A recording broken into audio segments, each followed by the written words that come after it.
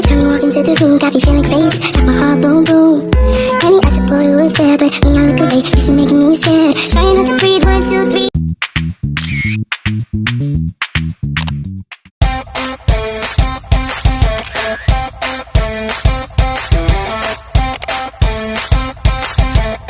Dedek, boleh ganggu waktunya bentar nggak? Baik, perkenalkan nama saya Desni dan teman saya. Kalau boleh tahu namanya siapa, Dek? Dek tahu nggak kehamilan yang tidak diinginkan itu seperti apa? Oke, di sini saya akan menjelaskan apa itu kehamilan yang tidak diinginkan. Jadi kehamilan yang tidak diinginkan itu adalah kehamilan yang terjadi ketika seseorang tidak merencanakan atau tidak menginginkan baik itu saat ini maupun di masa depan. Dari kehamilan yang tidak diinginkan itu seperti apa? Yang pertama itu kita harus menunda dulu yang namanya hubungan seksual itu. Terus yang kedua, jangan pernah mencoba-coba untuk aktif dalam hubungan seksual yang masih belum secara resmi gitu, karena dari hubungan seksual yang sembarangan itu juga kita dapat menginfeksi penyakit yang lain. Terus kita juga harus membangun komunikasi yang baik keluarga, teman. Kalau misalnya tentang seksual itu jangan disembunyikan ya. Orang jadi komunikasi yang baik kita membangun itu.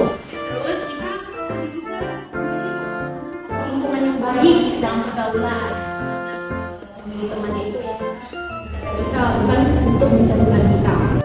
Kalau misalnya adik-adik udah terjadi kehamilan yang tidak diinginkan itu, jadi adik-adik boleh sih kalau misalnya adik-adik panik, kenapa awalnya itu adalah kesalahan kita sendiri, jadi kita nggak perlu menyalahkan orang lain. Jadi adik-adik bisa terbuka, harus bersikap tenang, jangan panik. Biarpun rasa panik itu menghantui kita, jadi kita wajarlah jujur, kita ngomong ke orang tua kayak apa yang terjadi.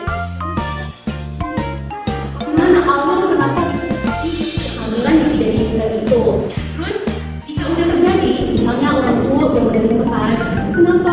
Pasti orang tua marah. Jadi kalau misalnya udah terjadi, mungkin orang tua marah dulu, terus kemarahannya udah reda, nanti adik-adik bisa dikonsulkan ke tenaga kesehatan. Terus setelah terjadi kehamilan yang tidak diinginkan ini, adik, pasti kita menyalahkan diri sendiri nggak sih? Ya kan, kenapa bisa terjadi seperti ini? Jadi untuk mencegah ini mulai dari sekarang, kita sebagai perempuan, ayah perempuan, dan ada juga perempuan, kita harus mencegah diri dari kehamilan yang tidak diinginkan itu. Mulai dari hubungan seksual, pertemanan kita, lingkungan kita harus menghindari itu. Nah, jadi deh, sekian dari penyuluhan kami tentang kehamilan yang tidak diinginkan. Jika ada pertanyaan dari adik-adik, bisa